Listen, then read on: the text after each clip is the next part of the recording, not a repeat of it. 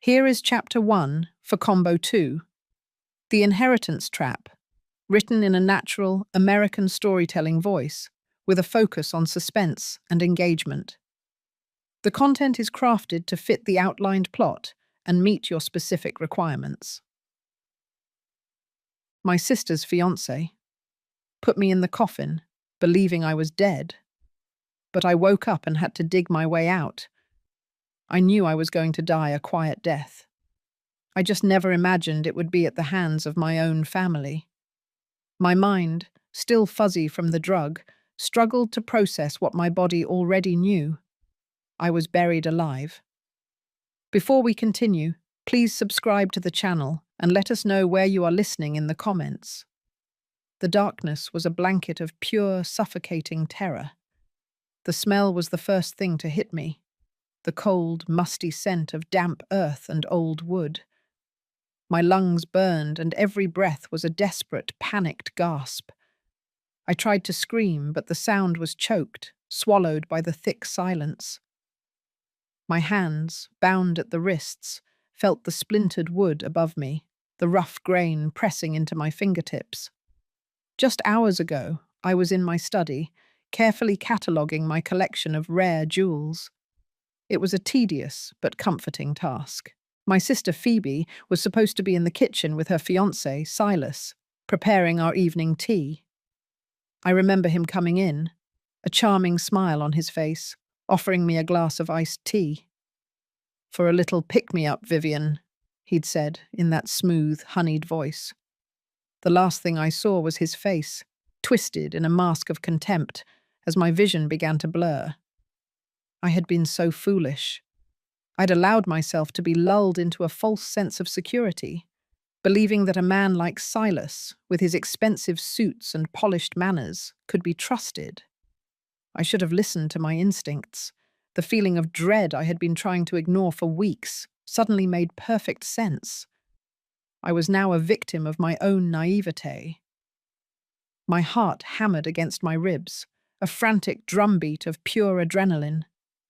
The air was thin, thick with the scent of pine and dirt. I could hear the muffled thud of a shovel on the other side of the coffin lid.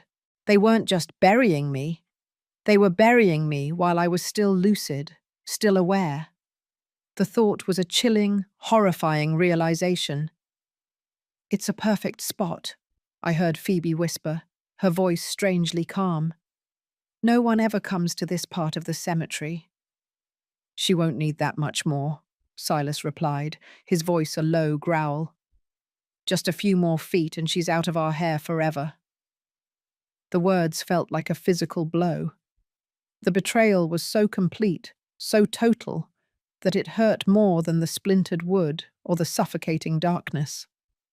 My own sister, the one I had taken care of my whole life, was burying me alive.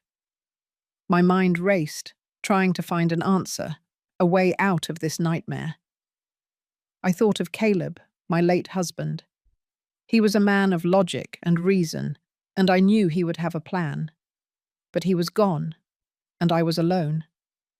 I was not alone, though. My fingers, still tied, brushed against something hard and cool. It was my mother's jade hairpin, which I had forgotten I was wearing in my hair. I knew that it was my only chance. It was my salvation.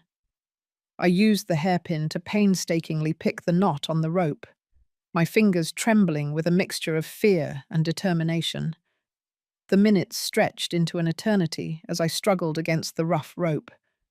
The silence was broken only by the sound of my ragged breathing and the thud of dirt.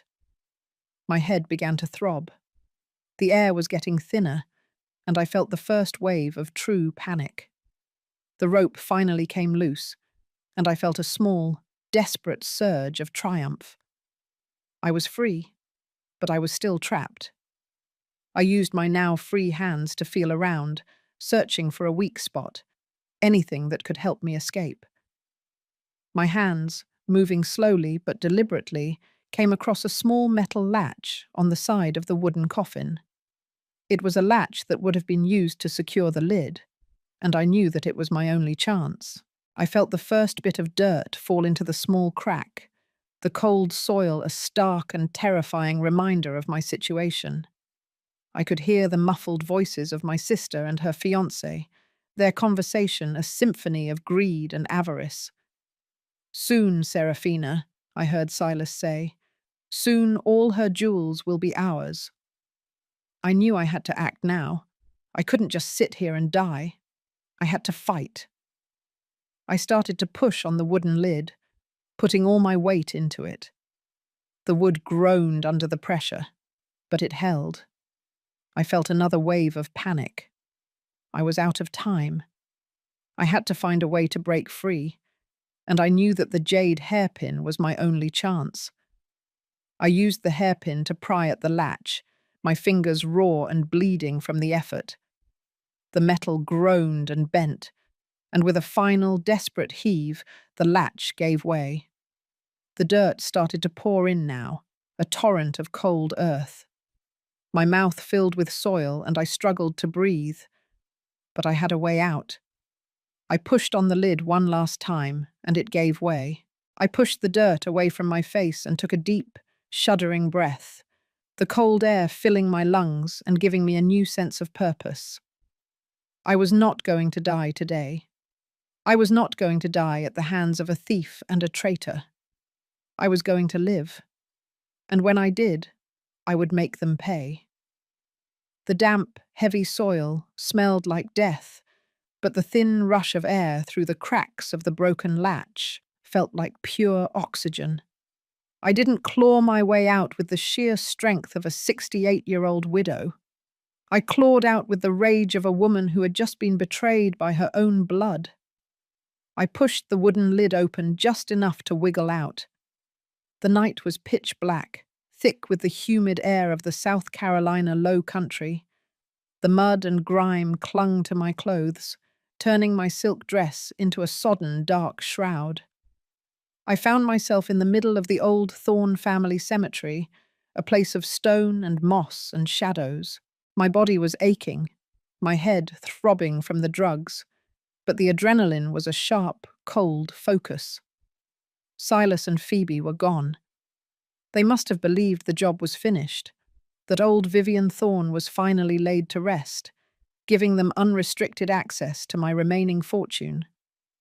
It was time to face the life I thought I had, the opulent existence that masked a viper's nest. My life was defined by the Thorne estate in Charleston, a stately home older than the state itself, filled with antiques and whispers of history. It was the perfect backdrop for my tragedy. I was the curator of my own gilded cage, surrounded by priceless artifacts that were now the very motive for my murder. The relationship with my younger sister, Phoebe, had always been a delicate, toxic dance. I was the eldest, the one who inherited the family beauty, the family fortune, and the family name when I married Caleb Thorne. Phoebe always saw me as a rival, not a sister. While I collected rare 18th century jewelry, she collected slights, nurturing a deep, silent resentment for decades. I remember one Thanksgiving, a decade ago, when she became visibly ill after I showed off a newly acquired emerald necklace. "You have everything, Vivian," she had muttered, her smile brittle. "You always do."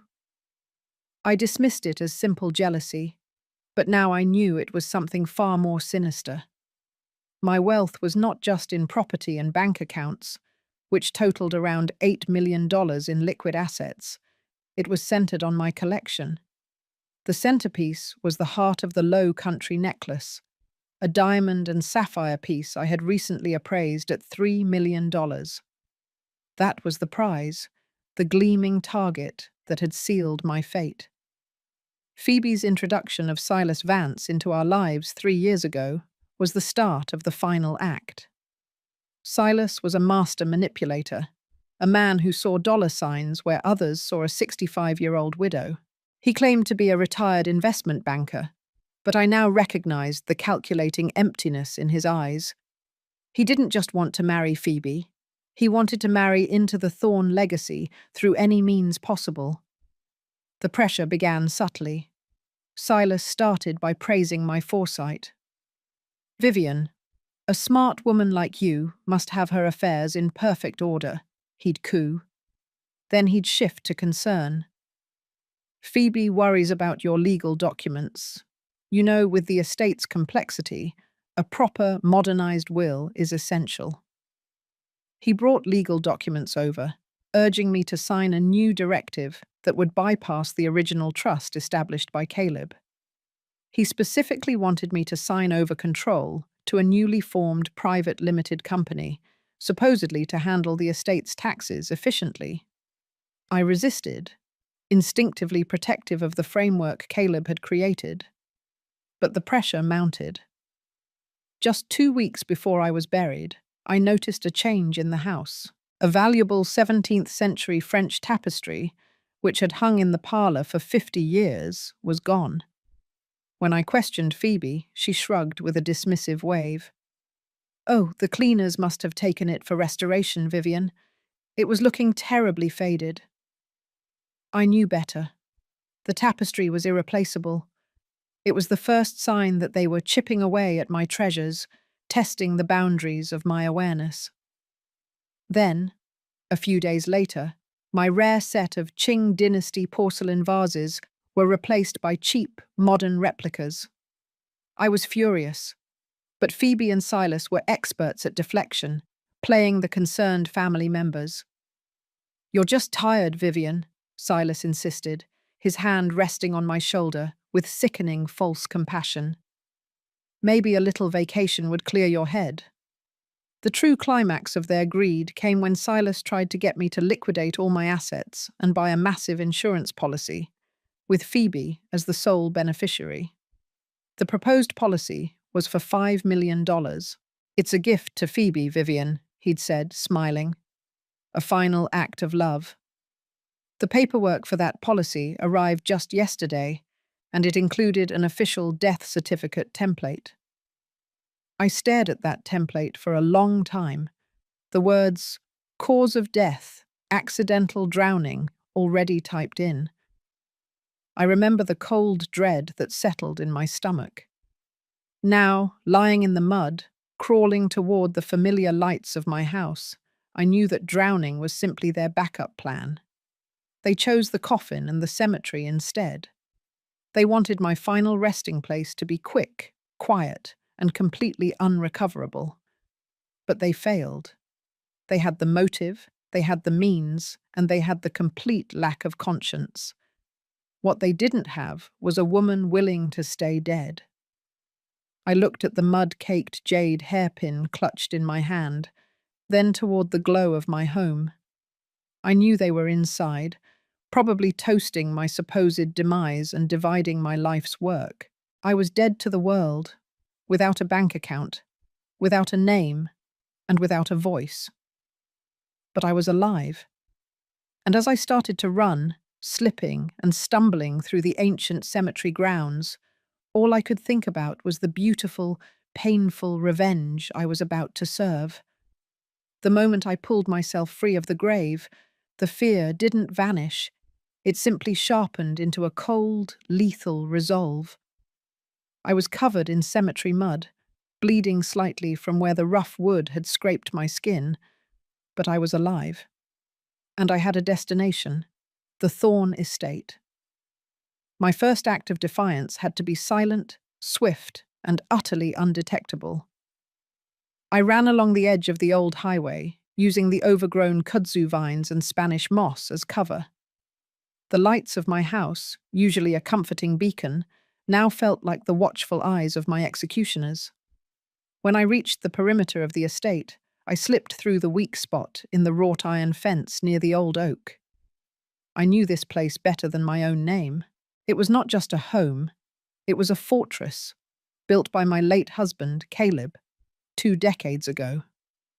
My objective was the root cellar. Caleb, a meticulous man who distrusted banks and bureaucracy, had converted the old brick root cellar beneath the carriage house into a secure emergency bunker. It was where he kept his true secrets, and where I knew I could find the means to fight back. I slid down the narrow stone steps, the damp air thick with the smell of mildew and earth. The heavy oak door was locked with an electronic keypad that only accepted my palm print. I pressed my muddy, trembling hand against the scanner. A soft click confirmed the access, and the heavy door hissed open. Inside, the world felt safe again. It was dry, lit by emergency solar lamps, and stocked with enough survival gear for 3 months: water, preserved food, a satellite phone, and most importantly, a heavy, locked steel cabinet. I pulled out the cabinet key, the one Caleb had hidden inside a hollowed-out porcelain doll on the mantelpiece in the library. I had retrieved it moments before Silas offered me that deadly iced tea, acting on a small, chilling premonition. The cabinet held what I truly needed: my real identity. My original passport, several $100,000 in untraced bearer bonds, and a heavy, sealed manila envelope labeled simply, Caleb's final account. I sat on a wooden crate, the mud drying and cracking on my face, and stared at the envelope. This brought me back to the moment that had truly defined my life: the death of my husband, Caleb Thorne, 20 years ago. Caleb was a brilliant but paranoid man. He always said, "The greatest threats come from those you trust." He died in what the police ruled a tragic sailing accident off the coast of South Carolina. He'd suffered a sudden heart attack and drowned. I was devastated, shattered. Phoebe, with her endless tears and comfort, had been my rock during that time. Now the weight of the last 20 years settled on me, suffocating me with doubt. Was Caleb's death really an accident? Or was it the start of a much longer, darker conspiracy? The sudden appearance of Silas 3 years ago had been the catalyst for the present danger. He arrived with Phoebe, all charm and manufactured concern, quickly integrating himself into my life. He didn't just propose marriage to Phoebe, he proposed a complete overhaul of my finances. "You need protection, Vivian," he'd insisted, his voice smooth as glass, during an expensive dinner at the yacht club. "Your trust is ancient. It's vulnerable to inheritance tax. A modern legal structure is necessary to preserve your legacy for Phoebe and the family." He'd pushed me to sign a new legal document that would create a new financial entity. This entity, the Thorne Family Preservation Fund, would transfer control of the vast majority of my liquid assets, roughly $8 million, into a single, complicated offshore account. The co-signer? Phoebe. I was hesitant, citing Caleb's deep distrust of offshore banking, but Silas was relentlessly persuasive. "It's just a formality," he had stressed, handing me a massive legal binder thicker than a dictionary. "It ensures that if anything happens to you, the transfer is seamless, no messy probate." His emphasis on "anything happens" now echoed in the root cellar, loud and sinister. I realized this was the setup. They hadn't just tried to kill me. They had meticulously engineered my financial death first, making sure that when my body was found, or not found, the assets would immediately pass into their hands without legal challenge. The burial was simply the last, crudest step in a plan years in the making. I opened the satellite phone and saw the battery was full. I could call the police. I could call a lawyer. But what would I say? My sister and her fiancé buried me alive, but I dug myself out. I would sound utterly insane.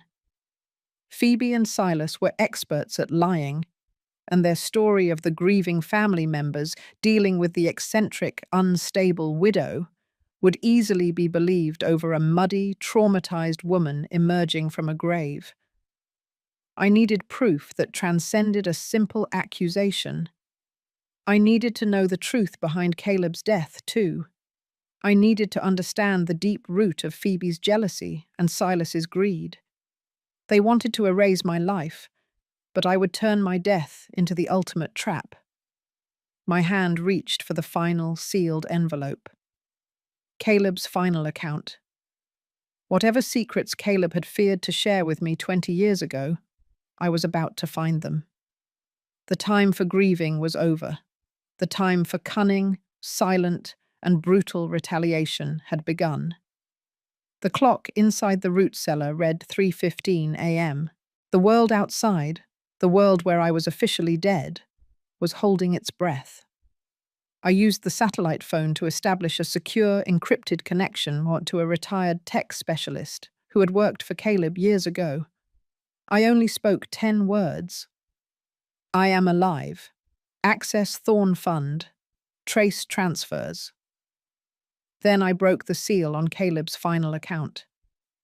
The manila envelope contained no grand confession of love, no dramatic farewell.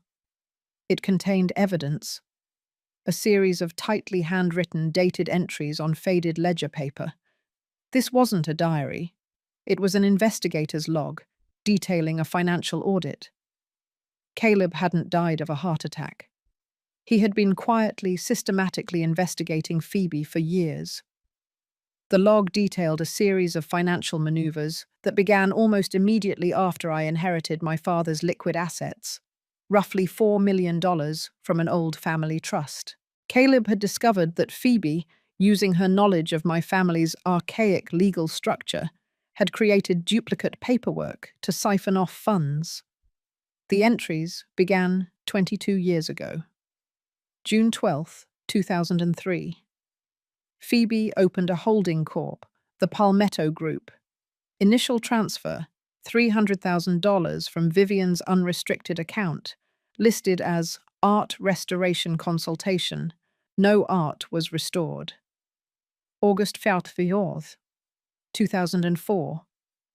Phoebe took out a loan against the Charleston property, $500,000 collateral.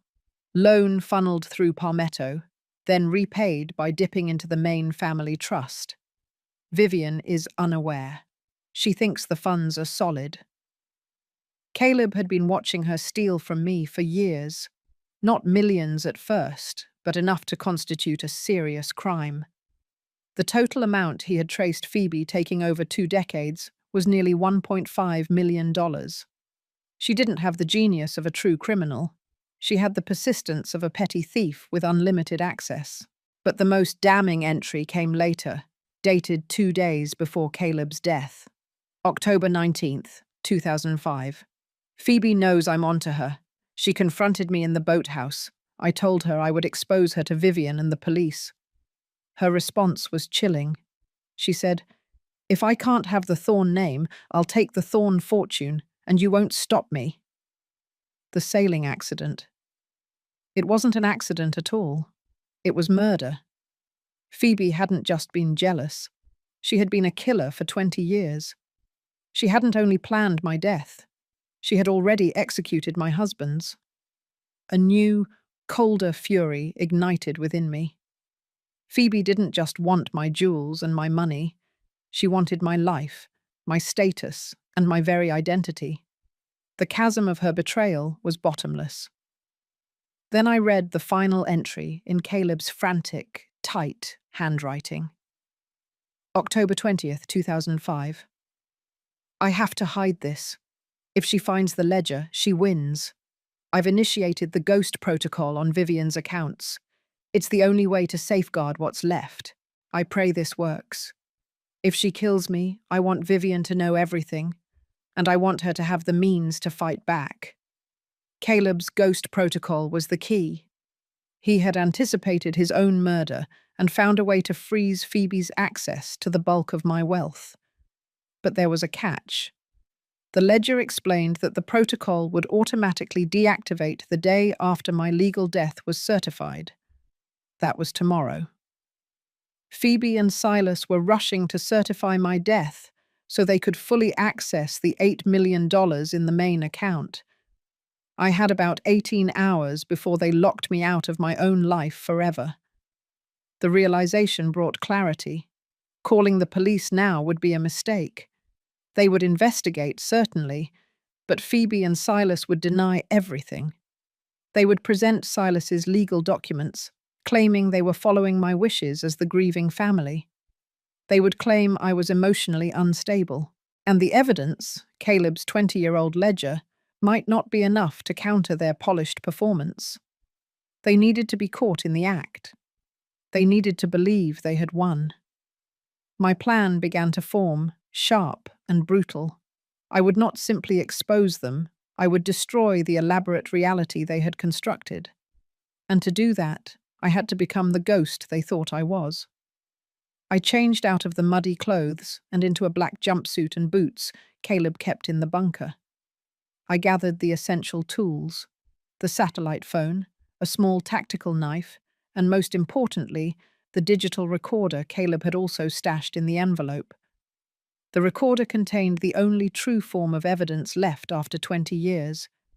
Caleb's own voice, summarizing the entire ledger, an audible confession of his investigation and his fear. I had to re-enter the main house, the lion's den. I needed to know every move Phoebe and Silas were making. I needed to witness their moment of triumph before snatching it all away. I sealed the ledger and my passport back into the steel cabinet. Then, I quietly locked the root cellar door behind me. I crept toward the main house, moving through the deep shadows of the ancient oak trees. The only light came from the kitchen, where I saw two figures through the window, silhouetted against the bright glow. Phoebe and Silas. They were laughing. They were celebrating my death. And I was coming home. The shadows of the Thorne estate were my old friends. They had always been part of the landscape, but tonight they were my greatest allies. I moved through the overgrown garden like the ghost they thought I was, keeping to the darkest patches beneath the century-old magnolia trees. The rear door, leading into the service pantry, had a latch that Caleb and I had always kept well oiled. It was a secondary entrance, always ignored. I slipped the small tactical knife from my belt and engaged the latch. A soft, metallic click, and I was inside the house. The house was steeped in the scent of expensive bourbon and smug satisfaction. They were still in the kitchen, their voices muffled but clear. I could hear the clink of glasses. My sister and her fiancé were celebrating my funeral before the corpse was even cold.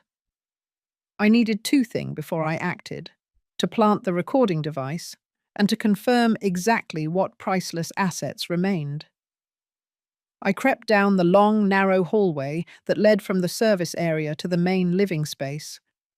Every floorboard groan was amplified in the dead silence. My target was the library. That was where my most treasured asset was kept, the heart of the Low Country necklace, which I had recently appraised at exactly $3,000. It was a family heirloom, passed down through generations, and the jewel they had been fixated on since Silas first laid eyes on it. I reached the library door. It was closed, but not locked. I eased it open just a crack. The room was dark, the only light filtering in from the moon. The mahogany display case where the necklace should have rested was empty. My heart sank, but only for a second. This wasn't a time for emotion. It was time for calculation. The missing necklace meant they had either already fenced it or they were planning to use it in a major transaction very soon. Given their haste to bury me, it was likely the latter. They needed liquid cash fast. I found my second target, the antique radio on the mantelpiece. Caleb had modified the radio's casing years ago, turning the ornate wood into a perfect concealed compartment. I opened the casing and carefully inserted the tiny digital recorder I had taken from the root cellar. I activated the recorder's continuous loop function, ensuring it would capture every word spoken in the library and the adjacent parlor. The most crucial part of my evidence, Caleb's recorded voice detailing the 20-year financial theft and Phoebe's motive for murder, was now primed to capture their live confessions. I needed to gather more context. I crept toward the parlor, hiding behind the velvet drapes that framed the entrance. From there, I had a clear line of sight into the kitchen where they were celebrating. Phoebe looked different.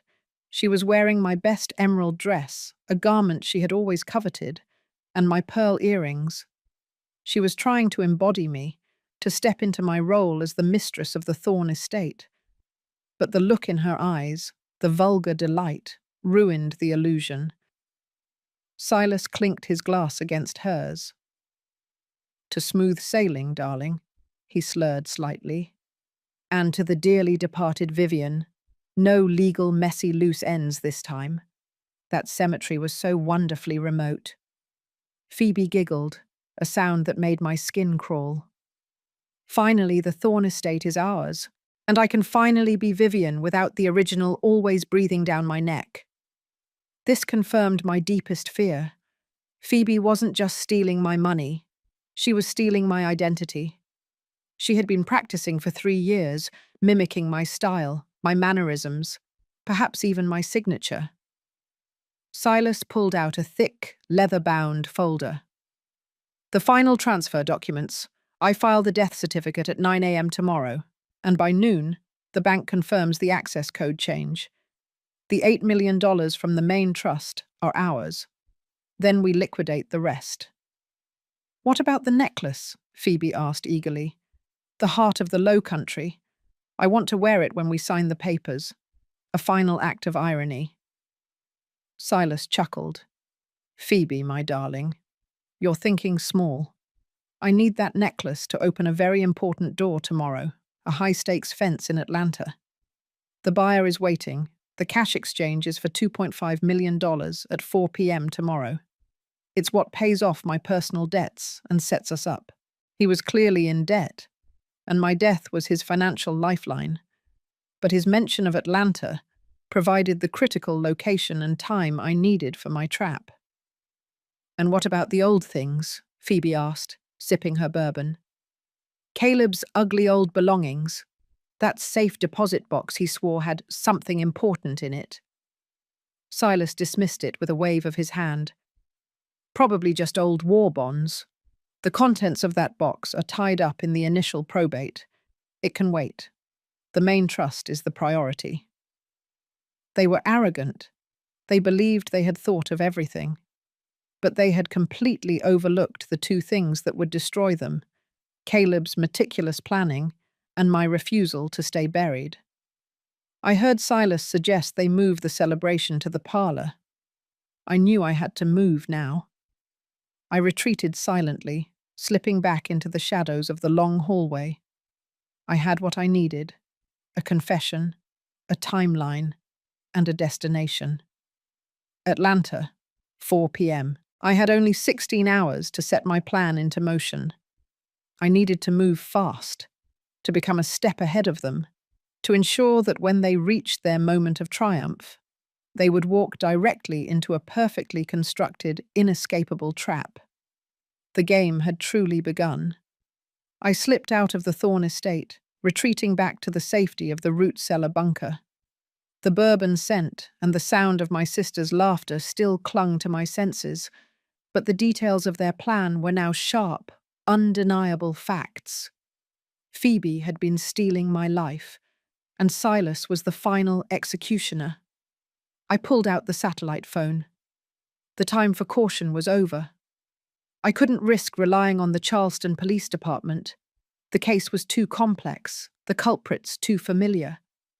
I needed an outside force, something with the reach and resources to catch them in the act of both financial fraud and grand theft.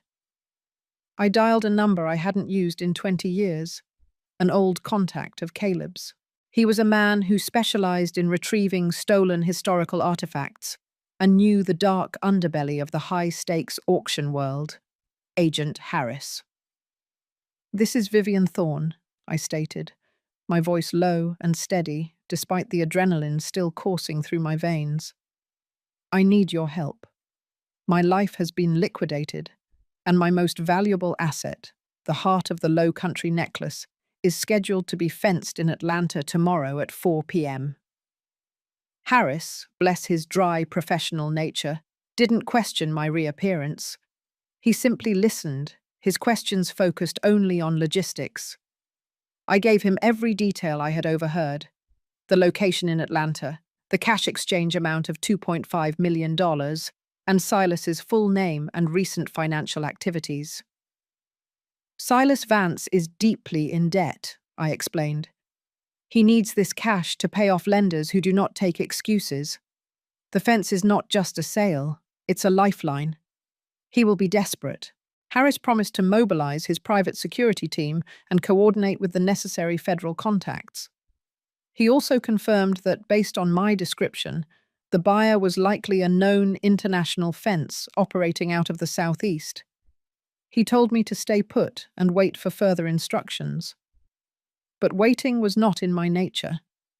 I knew that my plan required me to be one step ahead of them, to plant the final, definitive trap. And that trap lay inside the very documents they were using to erase me. I retrieved my original passport and a small antique camera from the steel cabinet. Then, I accessed Caleb's emergency laptop, a relic that ran only basic encryption software. I found the documents I needed, the originals of the Thorne Family Preservation Fund that Silas had coerced me into signing. I studied Silas's paperwork. It was a masterpiece of legal deception. The documents designated Phoebe as the sole beneficiary, granting her access to the main $8 million trust fund upon my certified death. However, I remembered signing the papers under duress, my mind clouded by Silas's smooth talk and my own exhaustion. Caleb, ever the meticulous man, had taught me one subtle trick: how to sign an official document to make the signature look authentic, yet legally questionable. I took out the copy of the document and, using a tiny pen Caleb had tucked into the ledger, I made a minute, almost invisible alteration. I changed a single comma in the beneficiary clause into a period, shifting the meaning from Phoebe Vance, sole inheritor, to a nonsensical, legally void statement. Silas had the original, but he had relied on an electronic copy for his final filing. He would file the electronic version, which I had just subtly sabotaged. He would be celebrating his success, completely unaware that the crucial beneficiary clause was now legally invalid. This was my first act of intelligent sabotage. It wouldn't stop him from filing the death certificate, but it would lock the $8 million trust fund, protecting it from his immediate grasp. He would think the money was his, only to find the bank denying the transfer tomorrow afternoon, perfectly timed with his arrest in Atlanta. I needed to secure the audio evidence as well. I pulled out Caleb's digital recorder and transferred the audio file, Caleb's recorded confession of Phoebe's 20-year financial theft, onto a micro SD card. I then placed the card inside the hollowed-out jade hairpin I had used to escape the coffin. This hairpin was now the physical key to their downfall. But I wasn't done with the house yet. I needed to create a diversion, a way to make them believe I had been unstable before my supposed accident. This was about controlling the narrative, ensuring that if any local authority investigated my sudden demise, they would focus on the wrong lead. I crept back into the house, heading straight for the medicine cabinet in the master bathroom. I grabbed 2 bottles, my mood stabilizers, and an empty bottle of powerful sleeping pills. I scattered a few of the mood stabilizers on the bathroom floor, deliberately knocking over my expensive perfume bottles to make the scene look chaotic. Then, I crushed the remaining sleeping pills and sprinkled the powder into the wine decanter sitting on the living room table. I also left the empty sleeping pill bottle conspicuously on the bathroom counter. The narrative I was creating was clear. Vivian Thorne, eccentric and emotionally unstable, consumed a fatal overdose of sleeping pills and stumbled out of the house into the night. It explained my death without any messy questions about a coffin or a remote burial site. It was an elegant suicide narrative that Phoebe and Silas would unknowingly propagate. I quickly checked the library. The recorder was still working, silently gathering evidence. Silas and Phoebe had moved to the parlor, still celebrating. I caught a snippet of their conversation. Tomorrow will be the greatest day of our lives, Phoebe, Silas boasted. You get the house, the land, and the dignity. I get the cash to save my skin. A perfect trade. And the necklace is mine eventually, Phoebe insisted, her voice tight with greed.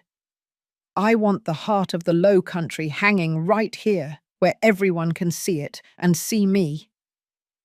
The arrogance was intoxicating. They were so focused on the $8 million trust and the necklace that they were blind to the smaller, more dangerous details. They were blind to the tiny legal change, the planted pills, and the hidden recorder.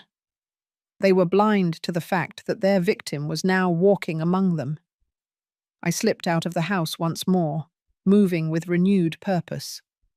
I was no longer a victim fleeing a grave. I was an architect building a prison for my betrayers. The first phase of my revenge was complete. Now, I had to ensure my final confrontation in Atlanta was timed to perfection. The jade hairpin, with its secret evidence, would be the final piece of the puzzle. I used the satellite phone again, this time to arrange transportation. I couldn't risk renting a car or taking a commercial flight. I was officially a missing person who was likely dead, and surveillance cameras were not my friend. Harris, my contact, arranged for a discreet, private charter plane to take me from a small private airstrip near Charleston to Atlanta. The flight was scheduled for 7:00 a.m. I would be in Atlanta by 9:30 a.m., giving me 6.5 hours to execute the next phase of my plan before Silas's 4 p.m. exchange. The hours I spent in the bunker were dedicated to meticulous preparation. I used the time to carefully listen to the audio recording Caleb had made. It was dated the morning of his death, 20 years ago. Caleb's voice was strained but resolute. If you are hearing this, Vivian, I have failed. Phoebe knows I was going to expose her. She has been stealing from you for 2 decades, covering it up with fake corporate filings and clever accounting tricks. He detailed the entire financial conspiracy, naming the Palmetto Group as her shadow company and explicitly stating the $1.5 million she had stolen over time. Then, his voice dropped, heavy with resignation. But the theft is secondary. The worst of it is the motive. She is driven by a consuming, narcissistic jealousy. She didn't just want your money. She wanted to be you. The sailing trip tomorrow. It's not an accident. I know it. And I suspect she's already involved a man, a professional asset, to ensure my silence. I'm leaving this ledger and this tape as the only undeniable truth. The realization that Phoebe had been a cold-blooded killer for 20 years, and that Silas was just her latest partner in crime, made the betrayal absolute. The twist of the past was complete. It wasn't just my life they were after. They were finishing the murder that had started with Caleb 2 decades earlier. I used Caleb's old laptop to confirm a critical detail about the $5 million life insurance policy he had taken out shortly before his death. The policy, due to a quirk in the legal wording, stated that the funds would only be released to the beneficiary if the insured was deemed to have died by natural causes or accident not related to foul play. Phoebe had successfully claimed it as an accidental death. If my evidence proved Caleb was murdered, the insurance company would be forced to claw back the $5 million from Phoebe's accounts. That was the first domino. My mind shifted to the present. My survival was based on 2 factors: the fact that Silas and Phoebe believed I was dead, and the fact that I had not yet revealed my existence to the authorities. I needed to maintain the narrative of the dead, unstable widow, while simultaneously tracking their every move. At 7:00 a.m., the small private jet took off from the dimly lit Charleston airstrip. I had secured a burner phone and changed into business attire I found in the bunker, a simple black suit that made me look like an anonymous financial consultant. I was no longer Vivian Thorne, socialite. I was an operator. I reached out to Agent Harris again during the flight, He had successfully coordinated with a specialized unit of the Federal Bureau, focusing on major art theft and white-collar crime. Silas Vance is en route to Atlanta, Harris confirmed over the secure line. He's driving a black sedan. Phoebe is following in a separate vehicle. We believe she will join him for the final transfer. Agent Harris, the exchange is not the primary target, I instructed, my voice sharp. I need you to intercept them at the bank before the exchange. Silas is planning to file the final papers for the Thorne Family Preservation Fund at approximately 10:30 a.m. That transfer must be legally challenged before noon. Harris sounded hesitant. Vivian, we need a clean arrest at the exchange point with the physical evidence, the necklace. Challenging the bank transfer without official notification of your survival is risky. The money is protected for now, I countered, but I need to buy time and create chaos. At 10:30 a.m., an encrypted message will be sent to the Thorne Fund's private banker. The message will contain a coded security phrase, "Only I know." It will cite the clause regarding unvalidated beneficiary details. This will flag the transfer as legally void, freezing the $8 million trust. It will be a small, precise blow that will terrify them. This was the core of my plan of intelligent sabotage. I would hit them in the one place they were most confident, their access to the money. I created the encrypted message on Caleb's laptop. The security phrase was simple. The jade hairpin is the only witness. It was a phrase that sounded eccentric, fitting the narrative of the unstable widow, but it was also a direct reference to the object that saved my life and now held the micro SD card. The flight was smooth, but the tension was immense. I was racing against the clock, fighting for a life I was supposed to have already lost. The sun rose over the Georgia landscape, casting long, sharp shadows. We landed on a discreet runway just outside of Atlanta. Harris had arranged for a vehicle to be waiting for me, a black, unmarked SUV with tinted windows. I was now on the ground, in the enemy's territory, with less than an hour before Silas would attempt to claim his prize.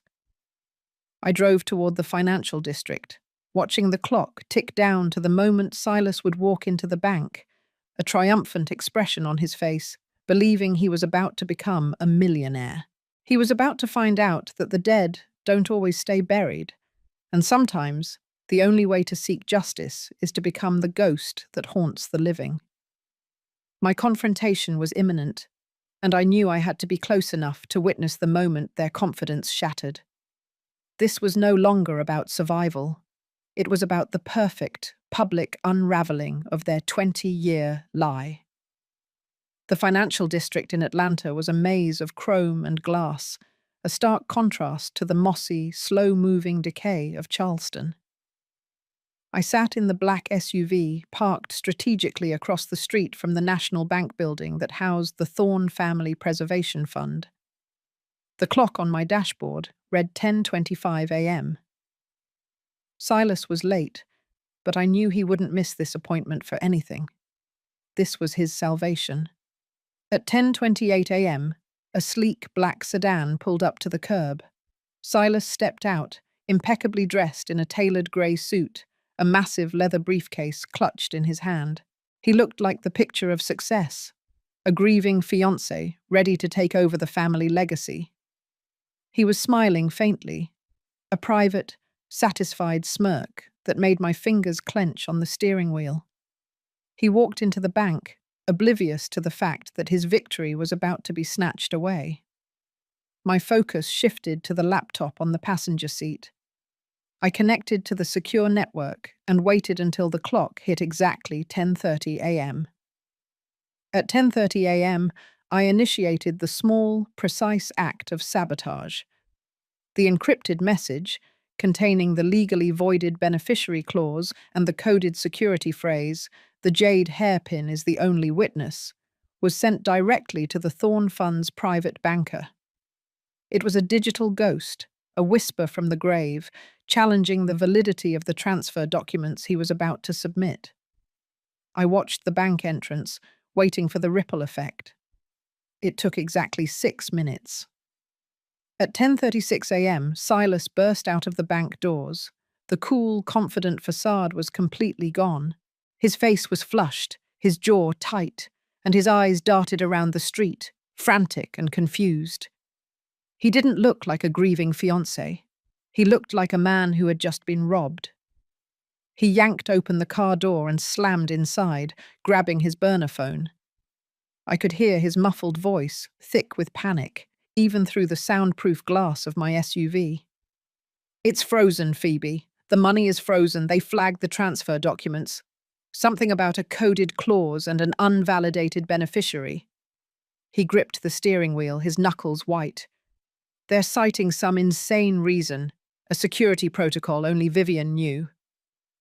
I smiled faintly. Caleb's ghost protocol had worked perfectly.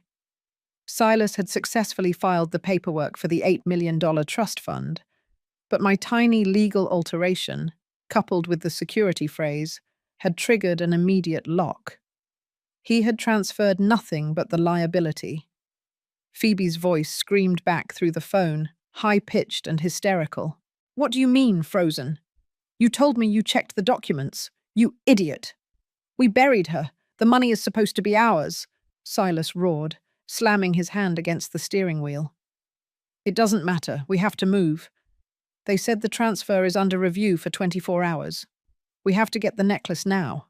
The fence will give us the cash. $2.5 million is enough to pay off the immediate threats. We deal with the trust later." His focus immediately shifted to the only liquid asset they could quickly exploit. This was the moment I had been waiting for. The financial chaos had eliminated their option to retreat. They were now committed to the art fence. They had no choice but to walk straight into Agent Harris's trap. I pulled the SUV away from the curb, merging silently into the traffic behind Silas. I kept a careful 4-car distance, my eyes focused only on his black sedan. Suddenly, Silas swerved sharply into a side street. I followed cautiously. He drove straight into the parking garage of a nondescript commercial building, weaving through the tight levels until he reached the very top floor. I parked 2 levels below and took the stairs, moving quickly to the roof access. When I stepped onto the rooftop, the Atlanta skyline stretched out before me, but my focus was only on the scene unfolding 50 feet away. Phoebe had arrived in a separate vehicle, a small silver sedan. She was waiting by Silas's car, pacing nervously. She wasn't wearing my emerald dress now. She was wearing cheap, casual clothes, her face pale with fear. Silas was already at the trunk of his car, pulling out a small, ornate wooden box. My heart pounded. That box held the heart of the Low Country necklace. "You messed up, Silas," Phoebe hissed, her voice venomous. "You were supposed to be the smart one. Now the bank thinks Vivian is playing games with us from beyond the grave." "Shut up, Phoebe," Silas snarled, closing the trunk. "We still have the necklace. The fence is meeting us down in the exchange lobby in 10 minutes. $2.5 million cash. We survive this day, and then we figure out how to unfreeze the rest." Phoebe's face contorted with pure, unfiltered malice. "You know what your problem is, Silas. You trust the documents. You trust the law. I trust the shovel." This moment, their desperate argument, was gold. It was a direct, irrefutable confession of their intent, capturing their fear, their greed, and their complicity. I pressed the record button on the burner phone and held it high enough to capture their conversation as they walked toward the elevator. I knew Agent Harris and his team were waiting in the exchange lobby downstairs, ready to execute the arrest during the illegal transaction. But I needed one last, critical piece of evidence. I needed to witness the transfer of the stolen necklace into the fence's hands to confirm the high-level criminal intent. As they entered the elevator, I moved quickly to their black sedan. Silas had made a critical mistake in his panic. He had forgotten to lock the car. I needed to act fast. I slipped into the passenger seat and pulled out the micro SD card, the one containing Caleb's recorded confession, hidden inside the jade hairpin. I glanced around quickly. I found the one place they would never think to look for evidence: the car's built-in GPS system. I carefully inserted the micro SD card into the hidden slot reserved for map updates. The card was now lodged deep within the vehicle's electronic memory. If they were arrested, the police would find the vehicle, and the evidence would be recovered during a forensic search. I retreated, leaving no trace. I was running out of time before the main confrontation. I had secured the money, protected Caleb's confession, and forced their hand toward the police trap.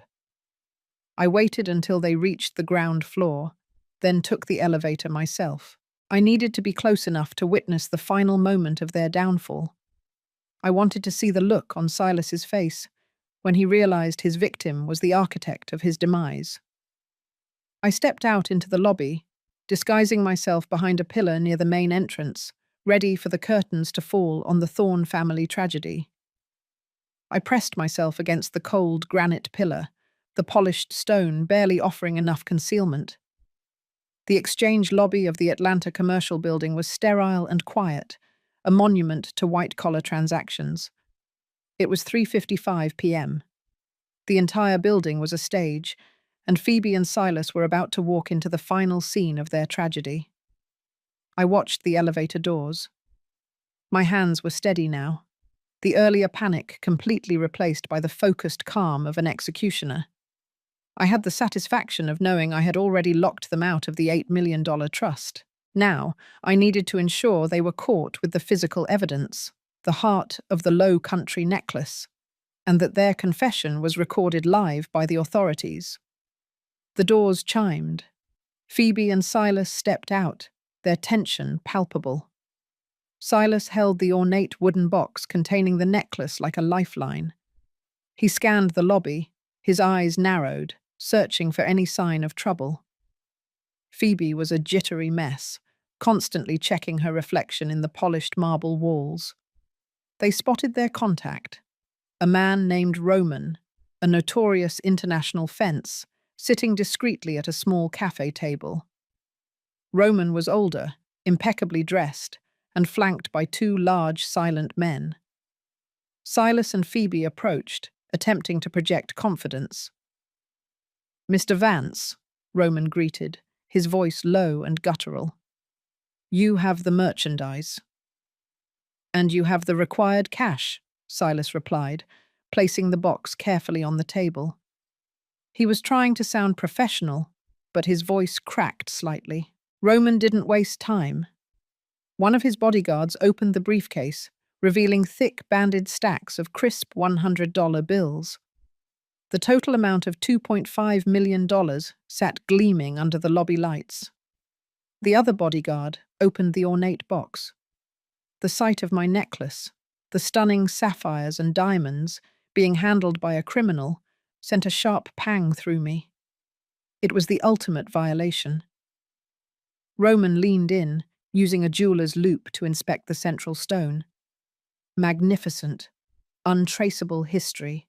A fine piece, Silas. And the owner, the late Vivian Thorne, she is indisposed, yes? Phoebe burst in, unable to contain herself. She's dead. She's gone. It was a tragic accident involving a large quantity of sleeping pills. A suicide. We are the sole inheritors. Silas shot her a look of pure fury, a mistake that would soon prove fatal. "Phoebe, shut up," he hissed. "We are only here to complete the transaction." Suddenly, Agent Harris, whom I recognized from Caleb's old photographs, stepped out from behind the reception desk. He was not alone. 5 federal agents, all wearing concealed badges and carrying briefcases, instantly surrounded the cafe table. "Federal Bureau of Investigation," Harris announced, his voice booming across the silent lobby. "This is a felony arrest. Roman, you are under arrest for receiving stolen property." Silas Vance and Phoebe Thorne, You are under arrest for grand theft and fraud related to the Thorne estate. The lobby erupted in chaos. Roman's bodyguards moved instantly, but the federal agents were faster, restraining them with brutal efficiency. Silas froze, the colour draining from his face as he realized the depth of the trap. He looked at the briefcase of cash, then at the agents, then back at the necklace. "This is insane," Silas yelled, his voice desperate. "This necklace belongs to my fiancée, Phoebe Thorne. We are the victims here. The funds are ours. You have no proof this is stolen." Phoebe, in a panic, grabbed the ornate box, trying to shove it into a shopping bag. "You have the wrong people. My sister Vivian, she was unstable. She destroyed everything. She probably gave it away." Agent Harris simply smiled, a cold, hard look of professionalism on his face. He held up a small, sealed bag containing a copy of the legal document. "Silas Vance," Harris said clearly, making sure his voice carried. "The Thorne Family Preservation Fund documents you filed this morning were legally voided moments after submission. Furthermore, your victim is alive, and we have irrefutable audio evidence of your conspiracy."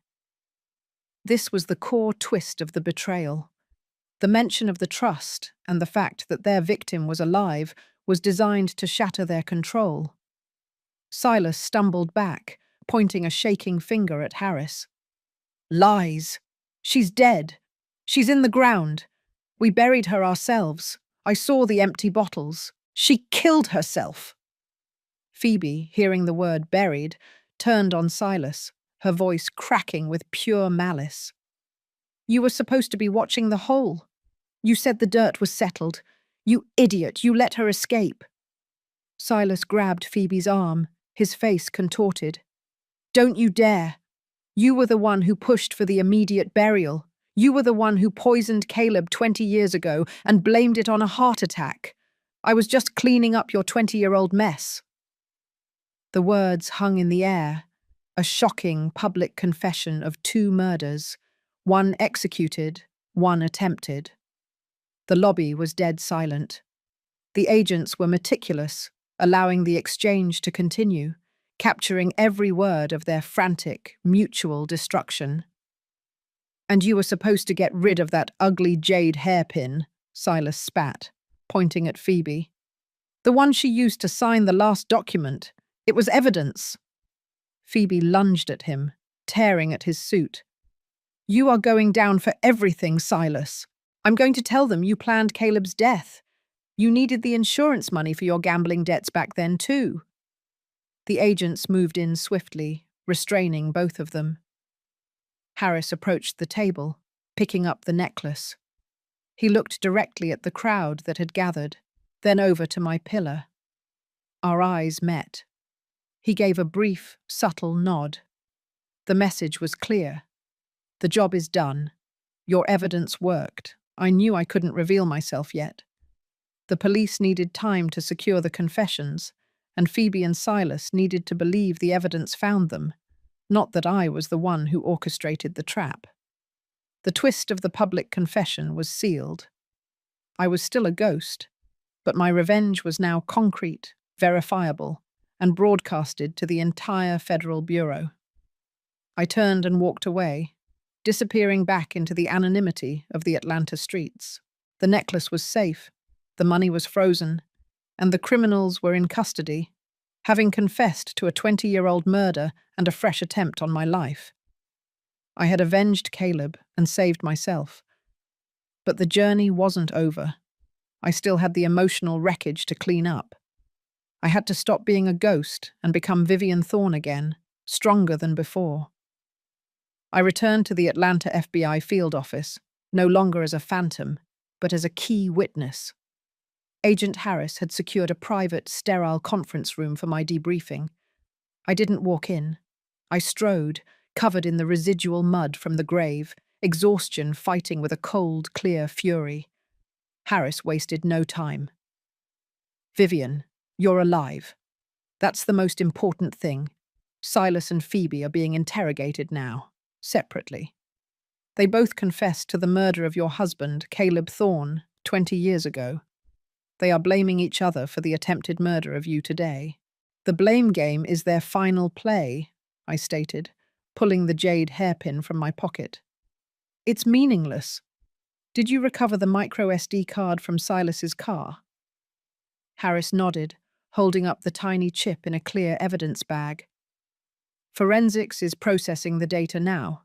We have their confessions, the physical evidence of the attempted murder, the freshly dug grave in Charleston, and the heart of the Low Country necklace. But this chip is the missing link to the historical fraud and Caleb's murder. We need your testimony linking this chip to the audio recording. I spent the next 3 hours, my voice hoarse and raw, dictating the entire timeline. I detailed the 2-decade-long financial abuse, Caleb's investigation, his $1.5 million tracing of Phoebe's thefts, and his ultimate death.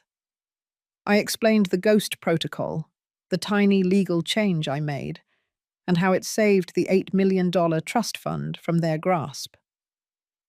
The most critical moment was the presentation of Caleb's recorded voice. The forensics team played the audio for Harris and the lead prosecutor, a grim-faced woman named Ms. Jennings. Caleb's voice, 20 years younger, filled the room, clearly detailing Phoebe's jealousy and her plan to eliminate him for the life insurance money. Ms. Jennings looked at me, her eyes widening. Phoebe Thorne claimed the $5 million life insurance policy as an accidental death. With this evidence, not only is she charged with murder, but we can initiate proceedings to recover the entire life insurance payout, plus interest, for bank fraud. This is beyond grand theft. This is a 20-year enterprise. The scale of the conspiracy was staggering. It wasn't just about the money. It was about the profound, narcissistic entitlement that allowed Phoebe to steal my husband, my assets, and my identity for 2 decades. Now the final piece, I said, my voice heavy. The trap was sprung, but the trap for me is still active. I explained the narrative I had created back at the house, the scattered mood stabilizers, the empty sleeping pill bottle, and the decanter spiked with sedatives. They believe I committed suicide, I explained. When they were arrested, they confirmed this belief. They will use this to argue my testimony is unreliable, the ravings of an unstable woman. Ms. Jennings smiled, a predatory, professional smile. They gave us the perfect counter-narrative. The toxicology reports from your arrest scene, which will show no lethal drugs in your system, coupled with the staged suicide scene at the house, will prove premeditation on their part. They were covering their tracks, setting up the scene after they buried you. That turns their defense into another charge of obstruction. My plan had worked better than I had hoped. The chaos I had created was not a liability, it was the final, ingenious piece of evidence. Later that evening, Agent Harris and I were alone. He brought me a fresh change of clothes and a meal. I was still physically battered, but the relief was immense. They are both being held without bail, Harris informed me. They are blaming the other for everything, especially the idea to get rid of the jade hairpin, which they now realize held the evidence. I looked at my hands, remembering the splinters and the mud. They were so fixated on my wealth, they forgot the true value of my life. And they never anticipated that my husband, even 20 years dead, would leave a trail of truth. Harris then dropped a final, unexpected revelation. One thing you should know, Vivian. Silas Vance didn't just need the $2.5 million from the necklace to pay off lenders. He was working for those lenders. They were a powerful, organized crime syndicate in the Southeast. He was using the Thorne name to launder money and settle debts. Your death wasn't just convenient. It was required by people far more dangerous than Phoebe. This was the final, chilling twist of the criminal underworld. My survival had exposed Silas to a far greater threat than the FBI, the very people he owed. My revenge was now complete, extending beyond the domestic sphere and into the wider, darker world of justice. The emotional weight of the day finally crashed over me. I had avenged Caleb. I had dismantled 2 decades of lies. But I was still Vivian Thorne, the widow who had been buried by her sister. I needed to go home, not just to my house, but to my life. I had to stop being the ghost. The time for the socialized revenge was over. The time for healing had begun. I need to go home, I told Harris. I need to face the ruins of my life and build something new, something honest. I spent 2 more days in Atlanta, working closely with the prosecution team. The case against Phoebe and Silas was now airtight, fortified by their public confessions, Caleb's recorded testimony, and the undeniable physical evidence. The grave, the spiked wine decanter, and the stolen necklace. The court had granted a temporary restraining order on the entire Thorne estate and placed the frozen $8 million trust fund into an escrow account. Finally, on Friday morning, I boarded a commercial flight, no longer needing the secrecy of a charter, and flew back to Charleston. I was accompanied by a plainclothes agent from the FBI art crime team, a necessary precaution given Silas's connections to organized crime. The drive back to the Thorne estate was surreal. The grand, old home looked exactly the same, but the energy was different. It no longer felt like a gilded prison. It felt like a silent museum of my former life. The local police had processed the crime scene. The spiked decanter was gone, and the furniture I had disturbed in the bathroom was neat again, but the air still felt heavy with the ghosts of the past. My first act was to walk straight to the library, retrieve the recorder from the antique radio, and ensure the full, uncut audio of Phoebe and Silas's fight was secure. The confession of Caleb's murder, a cold, clear admission, was now my burden and my redemption. Then, I focused on the true wreckage, the 20 years of manipulation. My attorney, a sharp woman named Martha, had already initiated the lawsuits.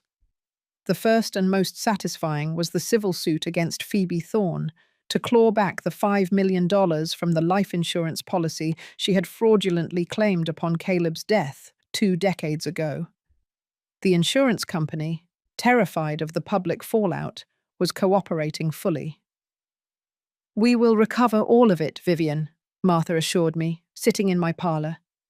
"Phoebe used the funds to finance her lifestyle and Silas's debts. We can trace every penny. The fact that she murdered Caleb makes the clawback a certainty, and the revelation that my life insurance money had been financing my sister's extravagant jealousy for 20 years was a bitter pill to swallow. But now it was leverage. The next suit targeted the $1.5 million Phoebe had slowly stolen through the Palmetto Group. Martha confirmed that Caleb's meticulous ledger was the roadmap. The records provided irrefutable proof of her sustained, decades-long financial abuse. "She didn't just steal from you. She stole your peace of mind," Martha said. "She made you doubt your financial security for years." The public reaction was swift and overwhelming. The media had a field day with the story. The widow who dug her way to justice. 20 years of lies, sister charged with double murder. I became a national symbol of resilience, a position I found profoundly unsettling. I held a press conference, not at the estate, but at a local community centre, to shift the focus from my personal drama to the larger issue. "This is not a story about rich people fighting over jewels," I stated, looking directly into the cameras. "This is a story about the profound vulnerability of the elderly and the abuse that occurs within families. My sister and Silas Vance used the shield of family trust to commit murder and theft. I survived not because I am clever, but because my husband, 20 years ago, had the foresight to leave behind the truth. That was the socialized revenge. I was turning my personal tragedy into a tool for public awareness. My survival had meaning beyond my own bank account. The most difficult confrontation came later that week when I went to the police evidence locker to retrieve some personal items. I asked to be taken to the temporary holding area where Phoebe was detained. I stood behind the thick glass, looking at my sister. Phoebe was unrecognizable. The polished veneer was gone, replaced by a raw, hollow desperation. She looked up, her eyes wide with shock and immediate denial. "Vivian, you're alive. It was Silas. He forced me. He planned all of it." I didn't raise my voice. I spoke clearly, calmly, giving her no emotional currency. "Phoebe, the police have your full confession. I listened to Caleb's voice from 20 years ago. The lies are over." "You always had everything," she whispered, the bitterness overwhelming her fear. "The house, the love, the life. I deserved it more than you." "You deserved nothing that wasn't earned honestly," I countered. "You murdered Caleb because you couldn't stand being second best. You buried me because you couldn't stand me existing. You didn't want my life, Phoebe. You wanted to destroy it." I watched as the truth finally registered in her eyes, a shattering moment of realization. There was no repentance, just the cold, hard certainty of her fate. I didn't feel triumph. I felt an immense, exhausting finality. The chapter of my sister was closed forever.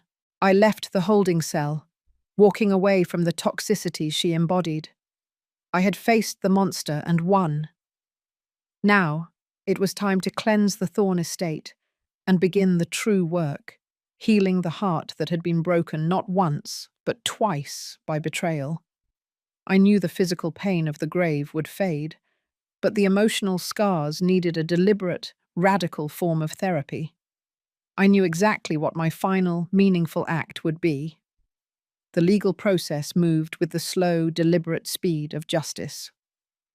7 months after I had crawled out of my grave, the trial of Phoebe Thorne and Silas Vance began.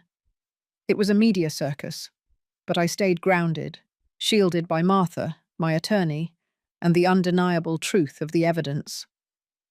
Silas and Phoebe were convicted of first-degree murder for Caleb's death, attempted murder for the burial, and multiple counts of grand theft and fraud. They were sentenced to life in prison without the possibility of parole. The verdict brought profound relief, but not closure. Closure wasn't a court ruling. It was something I had to build within the walls of my own home. My final defining act was the work of healing and forgiveness. Not forgiveness for Phoebe, she had chosen her path, but forgiveness for myself, for the 20 years I had lived in a lie. I started by tackling the financial wreckage. Martha successfully recovered the $5 million life insurance payout from Phoebe, plus interest. This massive influx of capital, combined with the successful defense of the $8 million trust fund and the recovery of the Heart of the Low Country necklace, restored the Thorne estate to stability. But money held no joy for me anymore. I needed to give the wealth a new purpose, a moral center that Phoebe's greed had stripped away. I established the Caleb Thorne Foundation for Elder Justice.